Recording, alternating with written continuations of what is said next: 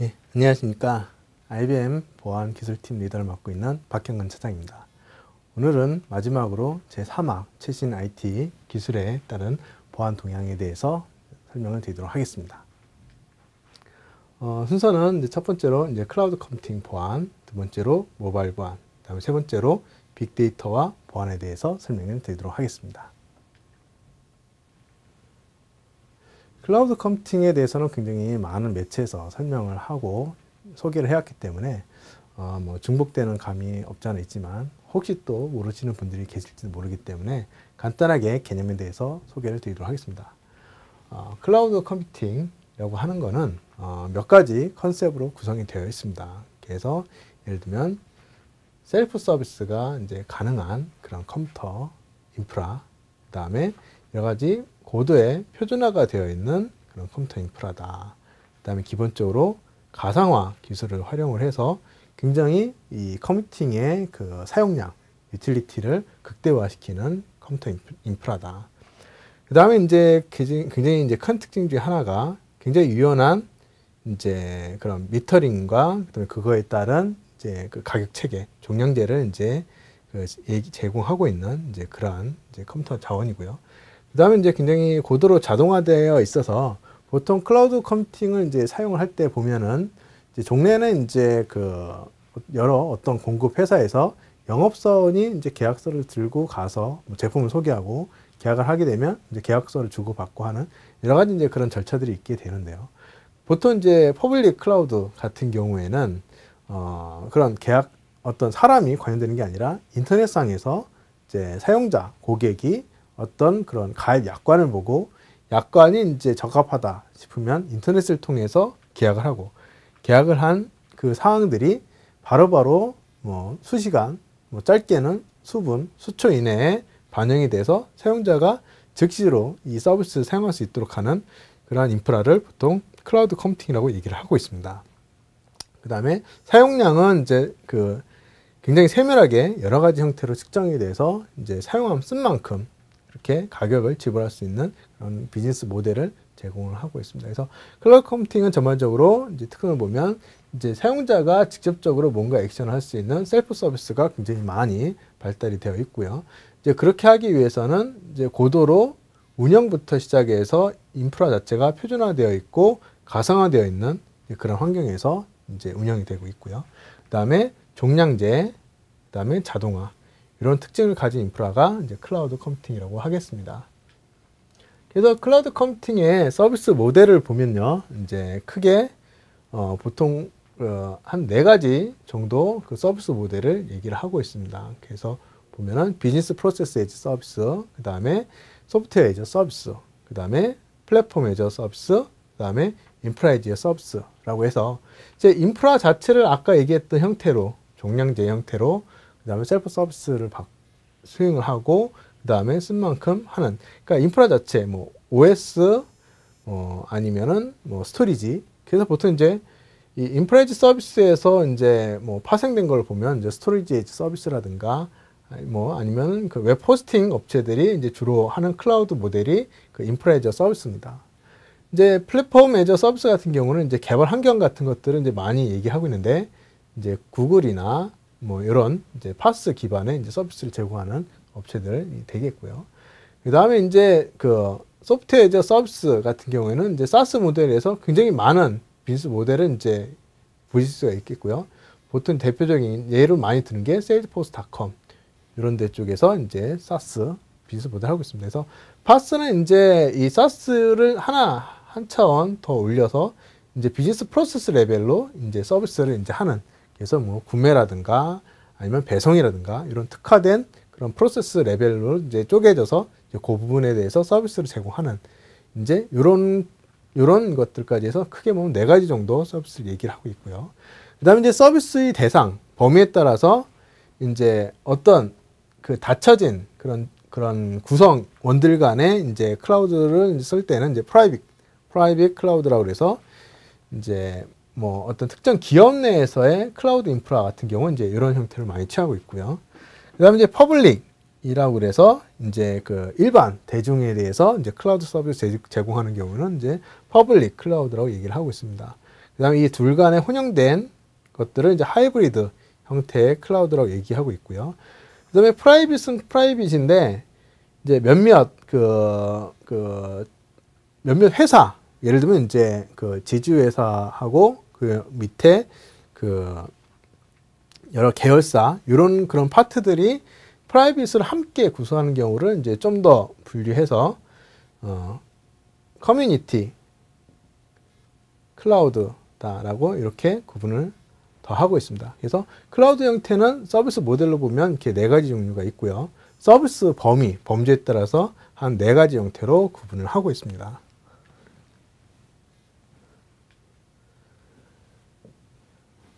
이 안에서도 보면 이제 클라우드 컴퓨팅이라는 건 뭐 새로운 기술이라고 할 수도 있고요. 새로운 서비스 모델이라고 할 수도 있는데 이 안에서 보면 굉장히 많은 그 이슈들이 이제 예상이 되고 있습니다. 그래서 이 자료는 오픈그룹에서 이제 작년에 서베이를 통해서 이제 그 서베이의 그 결과인데요.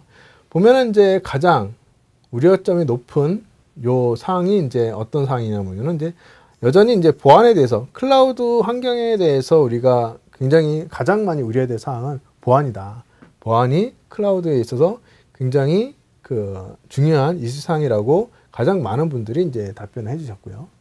그 다음에 두 번째가 인테그레이션 이슈예요. 인테그레이션 이슈라는 게 이제 뭐냐면은 이제 예를 들면 이제 퍼블릭 클라우드다. 아니면 이제 커뮤니티 클라우드다. 이런 게 그러니까 우리 회사가 아닌 다른 조직, 다른 회사에서 운영하는 클라우드하고 기존 레가시 시스템하고 어떻게 연계할 것이냐 하는 인테그레이션 이슈. 여기서는 보안적인 이슈도 있을 수 있겠고요. 뭐 데이터에 대한 이슈라든지 관리에 대한 이슈 이런 것들이 다 해당이 될 수가 있습니다. 그 다음으로 이제 우려되는 게 이제 거버넌스입니다. 거버넌스. 그래서 우리가 다른 회사 인프라를 사용을 하는데 우리 마음대로 그 관리를 할 수가 없기 때문에 이런 거버넌스에 대한 이슈가 이제 그 다음에 얘기가 나오고 있고요. 그 다음에 이제 상당히 높은 것 중에 하나, 특이할 점 중에 하나가 이제 레귤레이션. 그죠?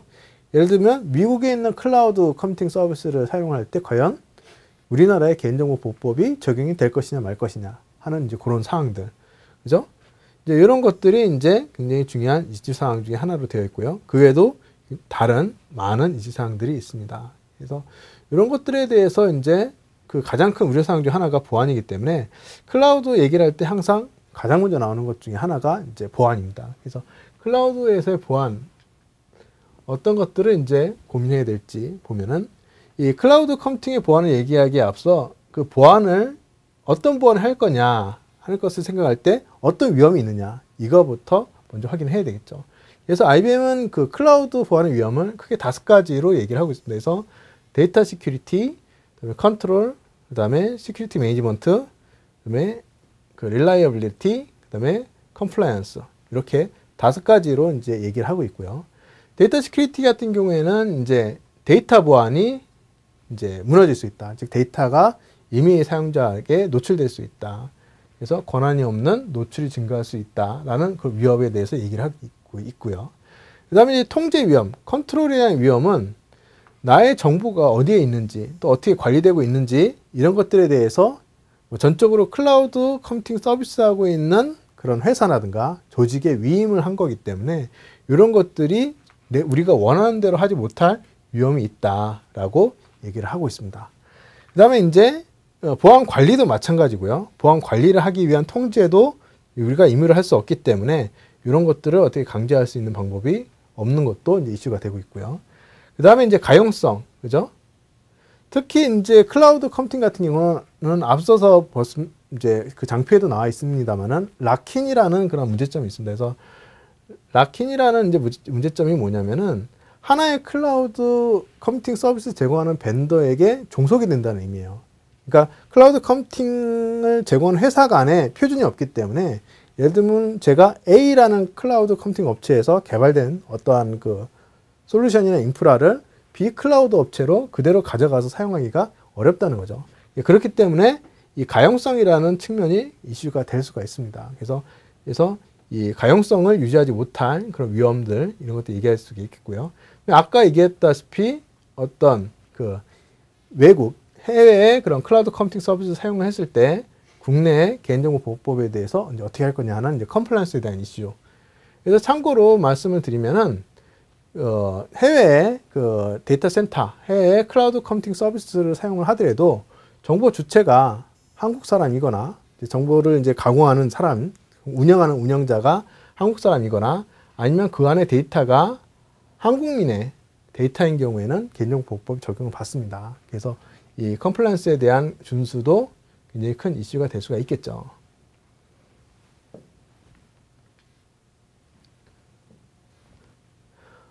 클라우드 컴퓨팅 보안의 그런 여러 가지 위협 중에서 뭐 한 가지 예를 들도록 하겠습니다. 이건 오픈그룹에서 이제 제시한 그런 장표고요. 그래서 이제 모바일 비즈니스로 사용자가 모바일을 통해서 소셜 네트워크를 통해서 뭔가 물건을 구매할 수 있는 그러한 이제 비즈니스를 하고 있습니다. 그래서 요즘 보면은 소셜 커머스라고 하죠. 소셜 커머스에 대한 이제 비즈니스를 하는 이제 그러한 비즈니스 모델을 갖고 있고요. 이 회사 같은 경우는 주요 인프라 자체를 보유하고 있지 않죠. 그래서 락스페이스라는 곳에서 이제 회사의 그런 쇼핑몰 서비스를 이제 화면을 포탈을 제공하고 있고요. 이 포탈 안에서 보면은 이제 아마존의 인프라와 그 다음에 비즈니스 프로세스를 제공하는 다른 클라우드로부터 이 정보를 받고 있습니다. 그래서 아마존으로부터 이제 상품 카테고리 정보를 이제 받고 있고요. 비즈니스 프로세스를 서비스하는 곳으로부터 이제 결제 부분이라든가 딜리버리 서비스 이런 것들을 이제 비즈니스 프로세스를 이제 공급을 받고 있습니다. 그 다음에 이 배송이라는 부분에 대해서는 이 배송 클라우드의 그런 서비스를 받고 있고, 그 다음에 이제 금융 결제 부분에 대해서 페이먼트 부분에 대해서는 이제 페이팔의 서비스를 받고 있습니다. 굉장히 복잡한 그 크로스 클라우드 서비스를 활용해서 비즈니스를 수행하고 있는, 그러니까 어떻게 보면 이제 미래에 뭐 현재도 존재하지만 미래에 굉장히 많은 그런 회사들이 이런 모델을 채택할 가능성이 매우 높습니다. 이 가운데서 보면 첫 번째로 이 사용자의 그런 그 아이덴티티, 그죠? 아이덴티티 정보, 그 다음에 금융 정보, 그죠? 개인 정보, 이런 것들을 어떻게 이제 보호할 것이냐. 예를 들면은 이 페덱스라는 회사에 대해서는 저 사용자의 주소 정보만 와야 되겠죠. 주소 정보만 와야 되지만 금융 결제 정보는 봐서는 안 됩니다. 그죠? 봐서는 안 됩니다. 하지만 페이팔에 대해서는 이 주소 정보는 필요 없지만 이 금융 결제 정보는 봐야 됩니다. 그래서 사용자는 최초에 정보를 입력을 할 때 두 가지 정보를 다 넣겠죠. 주소 정보와 금융 정보 다 넣는데 이 중간에 이 사람들이 다 볼 수가 있습니다. 다 볼 수가 있어서 여기서 금융 정보가 탈취가 된다든지, 여기서 뭐 주소를 포함한 배송 정보가 탈취가 된다든지, 아니면 이 API 단에서 중요 정보가 탈취가 된다든지 할 수가 있습니다. 할 수가 있기 때문에 이 최초의 사용자가 입력한 중요 정보들이 꼭 필요한 사람, 꼭 필요한 서비스에만 어떻게 보여줄 수 있겠느냐, 이런 것이 굉장히 큰 보안적 이슈가 되겠고요. 그 다음에 이제 이 사용자의 아이디 정보도 어떻게 이 흐름에 따라서 정확하게 이 사용자가 그 고객인지를 정확하게 매칭할 수 있는 이제 그러한 것들도 굉장히 큰 이슈 중에 하나입니다. 그래서 이런 것들이 API도 어떻게 무결하게 할 것인지, 데이터도 목적에 맞는 사람만 접근을 어떻게 허용할 것인지, 굉장히 다양한 보안의 이슈들이 이 안에 존재를 합니다.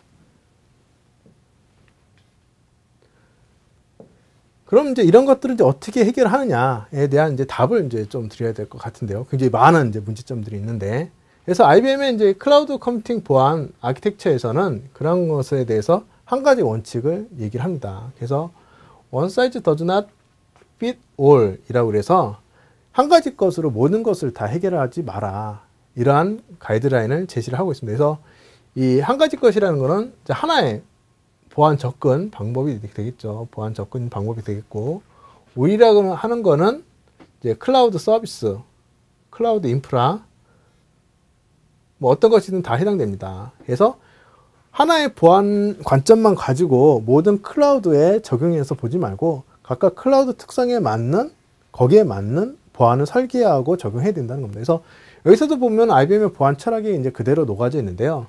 첫 번째는 이제 Secure by Design. 그래서 클라우드도 설계 때부터 보안을 이제 고려해야 된다라는 것이 하나 있고요. 두 번째는 워크로드 드리븐, 그죠? 워크로드 드리븐이라고 해서 워크로드 자체가 이제 클라우드의 형태에 맞는 거기에 최적화된 그런 그 아키텍처를 설계해서 다양한 보안의 기술들, 보안의 관점들을 적용할 필요가 있습니다.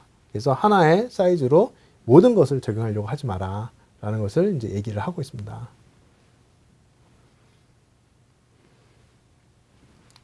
그래서 이제 그런 설계를 토대로 IBM은 굉장히 많은 보안 솔루션, 그 다음에 보안에 대한 기술, 클라우드 환경에 최적화된 여러 가지 서비스들을 제공하고 있습니다만은 오늘 이 자리는 이제 개발자 분들을 이제 대상으로 하고 있기 때문에 기본적으로 그래서 클라우드 환경하에서 개발자를 위한 보안에 관련된 조언을 제가 몇 가지 드리고자 합니다. 그래서 첫 번째로는 우선은 이제 그 클라우드 이제 환경에서 이제 제공하는 이제 여러 가지 보안 특성에 대해서 이제 좀 먼저 잘 파악을 할 필요가 있습니다. 그래서 예를 들면 파스라고 한다 그러면 파스에서 제공하는 이제 보안 API가 어떤 것들이 있는지 그런 것들을 일일이 이제 개발하기보다는 여러 사람들이 표준적으로 사용하고 있는 그런 API 같은 것들이 이제 더 맞을 수도 있고요.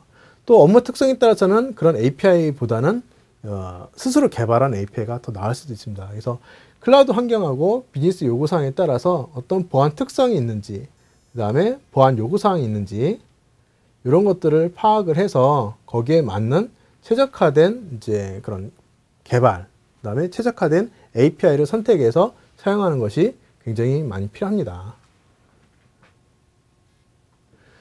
두 번째로는, 클라우드 기반에서 개발할 때 보면은 API라든가 아니면은 소프트웨어 서비스를 이제 활용을 하시게 될 텐데요. 이 API라든가 서비스 값 자체를 신뢰를 기본적으로 하시면 안 됩니다. 그래서 API를 활용할 때 API에 대한 데이터 입력, 그 다음에 데이터에 대한 출력에 대해서 실질적으로 이 데이터가 클라우드 환경 하에서 이 변조가 가능하다는 이제 가정 하에 어떻게 하면 이 API를 통해서 데이터를 주고받을 때 이 데이터에 대한 검증을 할 것인가 하는 밸리데이션에 굉장히 초점을 많이 써야 됩니다. 밸리데이션에 초점을 굉장히 많이 두셔서 실제 이 데이터들이 무결하게 이 클라우드 API를 통해서 클라우드 인프라 내로 데이터가 안전하게 전달이 되고 그 다음에 안전하게 그 데이터에 대한 응답을 받는지 이런 것들에 대해서 밸리데이션 확인을 해야 되고요. 이런 것들을 할 때 표준화된 그런 솔루션 이런 것도 사용할 수 있습니다. 표준화된 솔루션.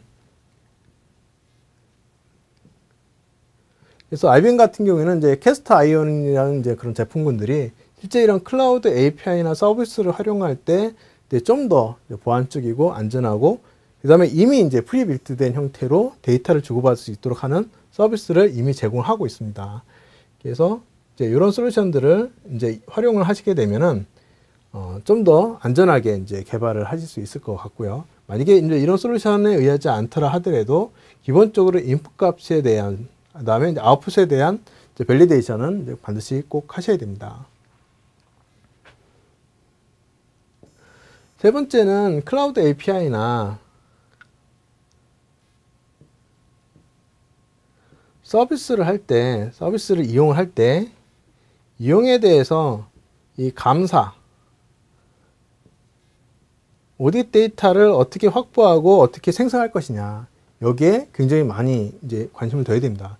왜냐면 클라우드 인프라는 이제 우리 쪽에서 이제 임의대로 할 수 있는 그런 인프라가 아니기 때문에 클라우드를 넘기기 전, 그다음에 클라우드를 받았을 때 그 상세한 내용들을 이력을 남겨놓지 않으면은 이제 사후에 이제 클라우드 환경 내에서 뭐 데이터에 대한 오류 부분이라든가 뭐 보안 사고 부분이라든가 이런 것들 추적하기가 상당히 어려울 수도 있습니다. 그래서 클라우드 인프라 내에서도 이런 정보를 받아야 되겠지만은 클라우드 API를 활용할 때에도 마찬가지로 이런 감사나 오디팅 부분들을 신경을 많이 써야 되고요. 그런 부분에 대해서 클라우드 인프라 내에서 제공하는 API 이런 것들도 적극적으로 활용을 하셔야 됩니다. 마지막 네 번째로 데이터에 대한 인크립션.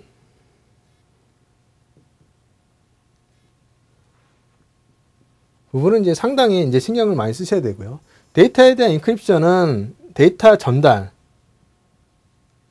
중이거나 아니면 저장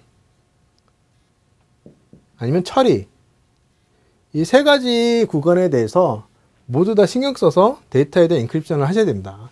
그래서 전달할 때에는 가급적이면 데이터 자체를 암호화하는 것도 좋겠습니다만은 네트워크 구간 사이에 그 채널 암호화를 통해서 하는 것이 좀 더 효과적이고요.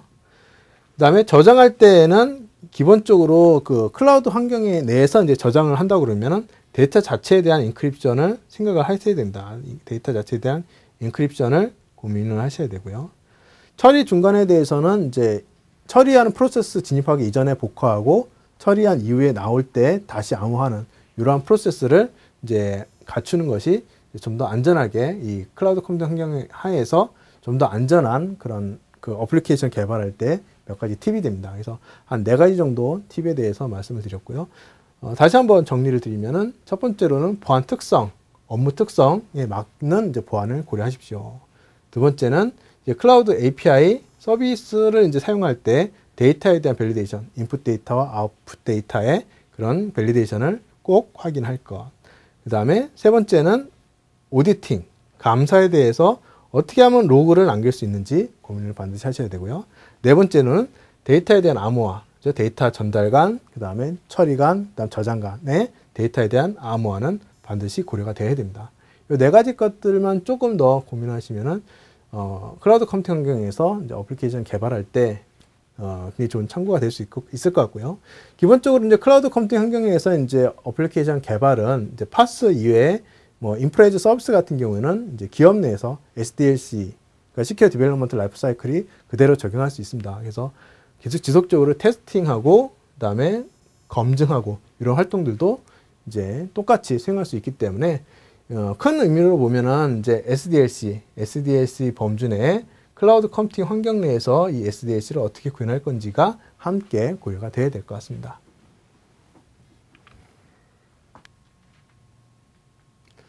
다음은 두 번째로 모바일 보안에 대해서 설명을 드리도록 하겠습니다. IBM도 스마트 워크 인프라를 사용하고 있기 때문에 IBM도 굉장히 다양한 모바일 인프라를 이제 기업 내 인프라 내에서 사용할 수 있도록 하고 있는데요. 그렇기 때문에 IBM의 그런 보안 인프라에 대해서 IBM도 보안 프레임워크를 기반으로 해서 이 보안 체계를 구축을 하고 있습니다. 그래서 여러 가지 다양한 모바일 이슈에 대해서 이 기업의 비즈니스 환경에 맞는 이제 그러한 모바일을 사용할 수 있도록 하는 어떻게 강제할 것인지 하는 이제 거버넌스적인 측면, 그다음에 모바일의 다양한 위협들에 대해서 어떻게 위험 관리를 할 것인지에 대한 리스크 매니지먼트 부분, 그다음에 이제 다양한 그런 그 컴플라이언스, IT 정책이라든가 아니면 이제 개인정보 보호라든가 이런 다양한 측면에 있어서의 그런 그 모바일 위협들에 대해서 어떻게 이제 그 관리를 하고 거기에 대한 그 법적 준수사항을 준수할 것인지 이런 거에 대해서 이제 초점을 맞춰 있고요. 그래서 이런 것들은 이제 신한일기에서 크게 5가지의 그런 통제 영역들을 모바일 환경에서도 동일하게 적용을 하고 있습니다. 첫 번째 보안 정책에 대해서도 이제 그 모바일에 특화된 이제 보안 정책이 이제 필요하겠죠. 모바일에 특화된 이제 보안 정책. 이제 실질적으로 이제 모바일 그 정책을 이제 고민하실 때 보통 보시면 가장 큰 오류가 이 PC, 이 일반적인 컴퓨터와 동일하게 이제 보안 정책을 이제 수립하시는 이제 좀 오류가 가장 많이 이제 있는 것 중에 하나인데요. 사실 모바일은 이 일반적인 이제 PC, 노트북 이런 거와 유사하긴 하지만은 실제 사용을 해보면 이제 다른 부분도 상당히 많이 있습니다. 많이 있기 때문에 이 모바일에 특화된 보안 정책에 대해서 고민하는 부분이 많이 필요하고요. 이 모바일에 특화된 보안 정책 중에 하나는 이제 사용자의 사용 패턴, 사용 습관들을 이제 고려를 해서 보안 정책을 수립하는 것이 굉장히 많이 필요합니다. 그 다음에 이제 이 첫 번째 도메인, People and Identity 부분에 대해서 인증 및 이제 접근 관리 파트에 대해서 보면은 첫 번째로 이제 이 모바일 환경에 대해서, 모바일 환경에 대해서 이제 누가 사용을 할 거냐 하는 부분에 대한 것들이 이제 고려가 돼야 됩니다. 그래서 이게 어떤 직무 기반으로 사용 그 층을 구분할 것인지, 아니면 뭐 직급으로 할 것인지, 아니면 위치로 할 것인지, 뭐 이런 것들이 이제 고려가 돼야 될 것 같고요.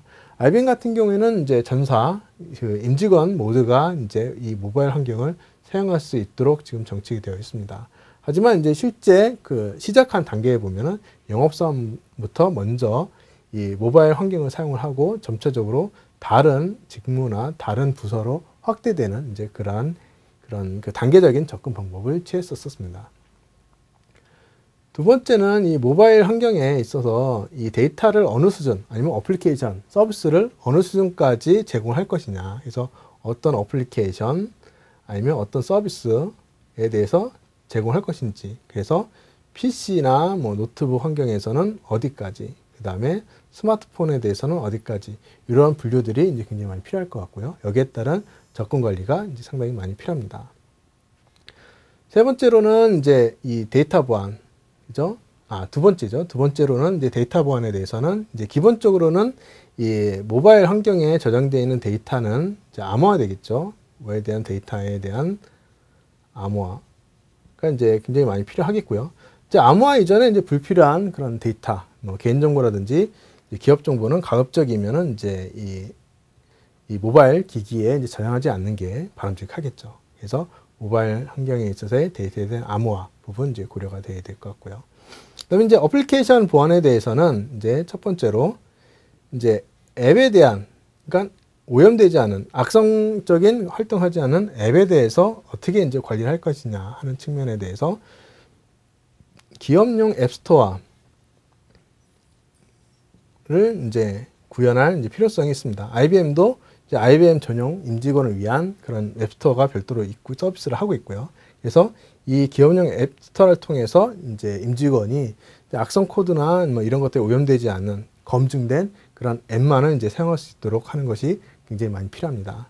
두 번째는 이런 것들은 이제 강제화하는 부분과 그 다음에 이 기본적인 인프라에 대해서 보호하는 이 두 가지 측면에 대해서 보면은 첫 번째로는 이제 모바일 디바이스 관리라고 하는 MDM이라는 솔루션을 통해서 이제 모바일 기기를 이제 관리를 해야 되겠죠. 모바일 기기를 관리를 해서 모바일 기기에 대한 뭐 등록이라든가 아니면 모바일 기기에 대해서 뭐 그 리모트 와이핑, 그죠? 리모트 와이핑이라든가 아니면 뭐 리모트 락, 이러한 기능을 통해서 이제 모바일 기기를 이제 관리하는 부분이 하나가 필요할 것 같고요.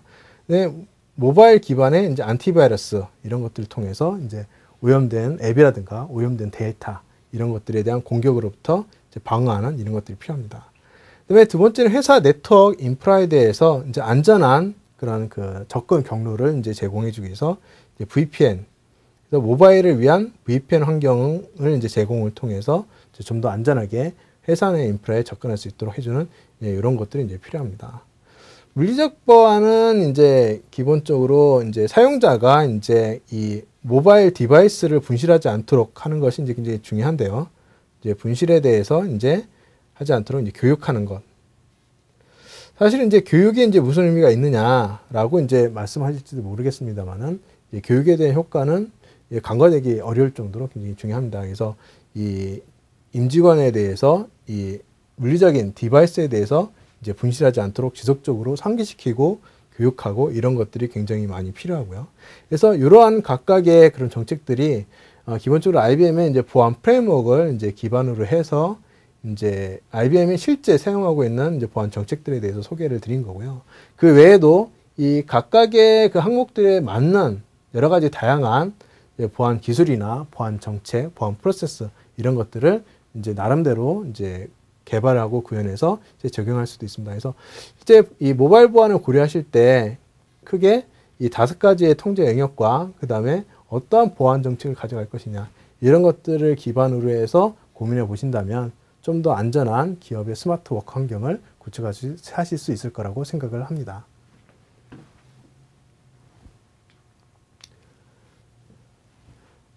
이제 마지막 장인데요. 이제 빅데이터와 이제 보안에 대해서 이제 설명을 드리도록 하겠습니다. 사실 보안하고, 그렇죠? 이 보안하고 이 빅데이터와의 상관관계가 이제 뭐가 있을까? 라고 이제 좀 의아하게 생각하실 분들이 뭐 계실지도 모르겠어요. 하지만은 이 보안에서 봐야 될 데이터량이 정말 기하급수적으로 급증을 하고 있습니다. 그래서 예를 들면 뭐 로그라든가, 그렇죠? 로그 같은 경우에도 보면은 뭐 시스템 로그 있죠.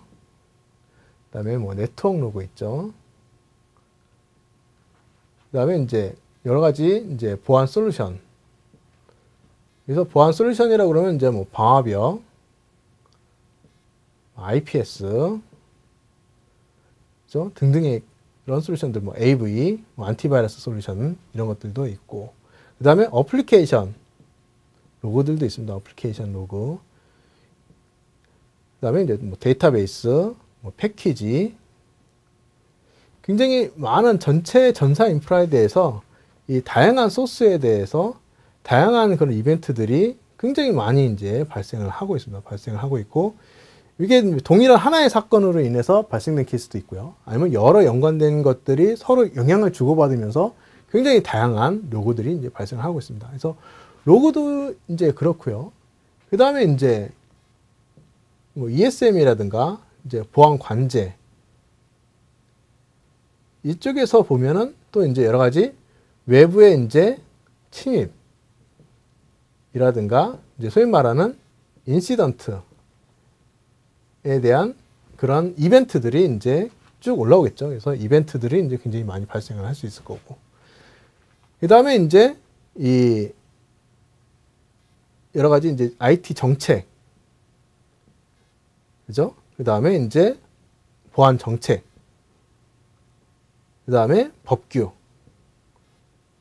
레귤레이션이라고 하는 이 사항들에 대해서 위반 사항이 있는지 없는지에 대한 여러 가지 컴플라이언스 관련된 컴플라이언스나 오딧 관련된 그런 데이터들, 그죠?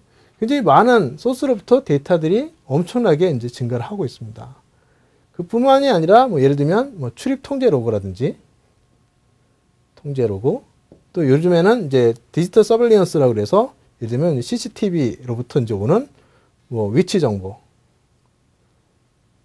굉장히 많은, 이제 정말 많은 데이터들이 다 이제 발생되고 있고, 이런 것들이 여러 가지 서로 연관관계를 가지면서 그 다양한 이벤트와 인시던트와 로그들을 이제 생성하고 있다는 거죠.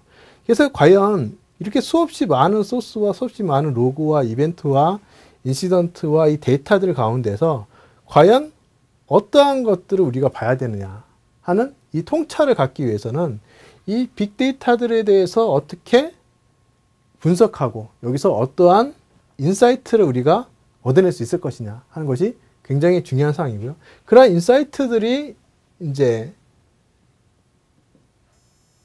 만들어질 때 이제 소위 말하는 이제 보안 사고에 대해서 아니면 보안 위험에 대해서 우리가 올바르게 좀 더 앞서서 대응을 할 수 있을 거라고 생각을 합니다.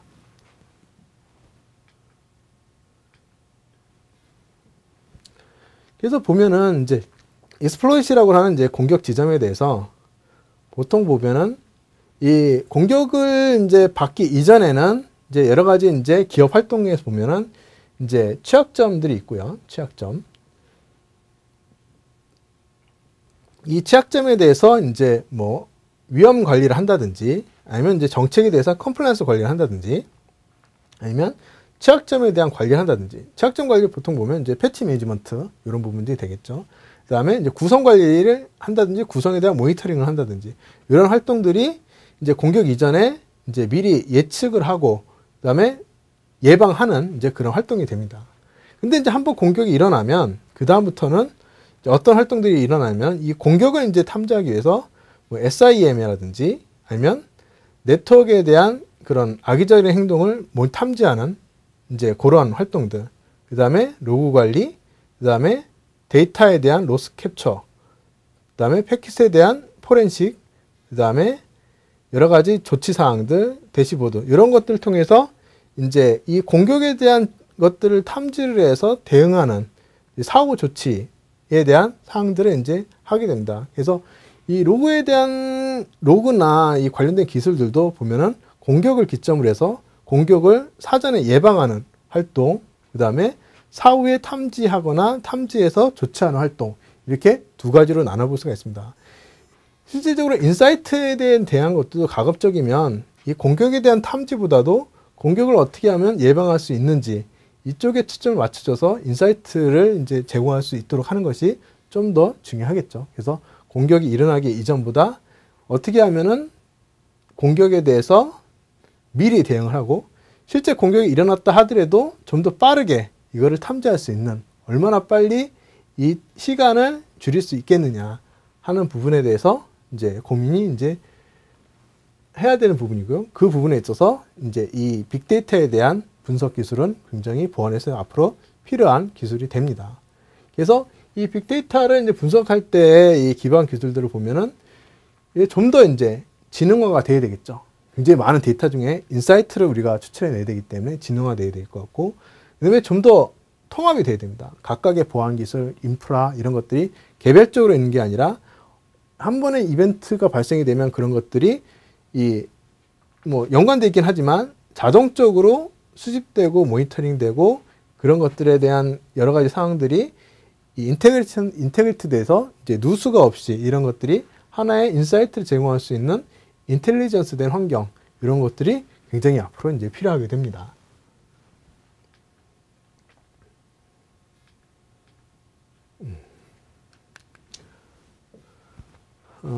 그래서 앞서서 이제 말씀드렸다시피 소스는 굉장히 다양해요. 그래서 굉장히 많은 소스들이 이제 존재를 하게 되겠고요. 이 소스들에 대해서 굉장히 다양한 이벤트들이 이제 발생이 되는데 이 이벤트에 대해서 좀 더 인텔리전스한 접근이 굉장히 요구가 됩니다. 현재 시점에 대해서는 이제 앞서서 여러 이제 강의에서 보다시피 공격은 좀 더 지능화되고 다양해졌어요. 이런 지능화되고 다양화되고 굉장히 광범위한 공격에 대해서 우리가 어떻게 빨리 인지하고 대응하고 할 수 있는 거에 대해서는 좀 더 많은 인텔리전스가 필요합니다. 인텔리전스를 가지고 실제 정확하게 그 다음에 대응 가능한 그런 인사이트들을 이제 갖고 오는 것이 필요하고, 그런 것들이 결국에는 이제 방어 체계의 이제 핵심이 되겠죠.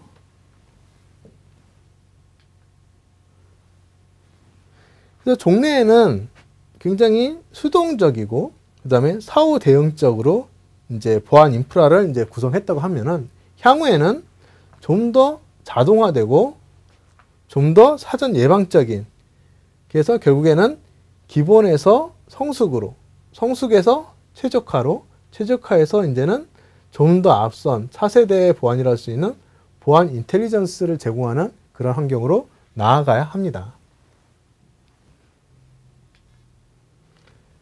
그런 것들을 구성하기 위한 이제 실질적인 인프라를 이제 샘플 형태로 이제 구성을 좀 해봤습니다. 샘플 형태로 이제 구성해봤는데, 이제 보시면 여러 가지 소스 데이터들은 이제 수집하는 인프라 되겠고요. 소스 데이터 수집 인프라 내에서도 보면은 예를 들면은 이제 그 여러 가지 모니터링 데이터라든가 컴플라이언스 관련된 데이터, 여러 가지 이벤트에 대한 데이터, 이런 것들이 이제 쭉 수집이 되고요.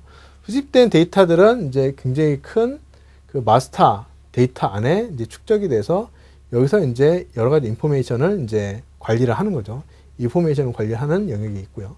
그 다음에 이 인포메이션을 기본으로 해서 이제 분석하는 그런 그 레이어가 별도로 존재를 합니다. 그래서 여러 가지 대용량 데이터에 대해서 분석을 하는 엔진과 그 다음에 이런 분석에 대해서 리포팅을 하고 대시보드를 제공하는 이런 영역이 존재를 하고요.